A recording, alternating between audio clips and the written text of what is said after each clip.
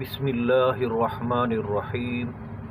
سوال: واجب الوجود کس کو کہتے ہیں اور اس سے کیا مراد ہے؟ جواب: ذات باری تعالیٰ کو واجب الوجود کہتے ہیں اور اس سے مراد وہ ذات ہے جس کا وجود ضروری ہو۔ سوال: اللہ تعالیٰ کے قدیم اور ازلی ہونے کا کیا مطلب ہے؟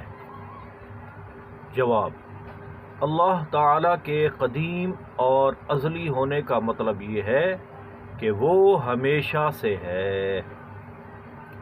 صلو علی الحبیب صلی اللہ تعالی علی محمد صلی اللہ علیہ وآلہ وسلم۔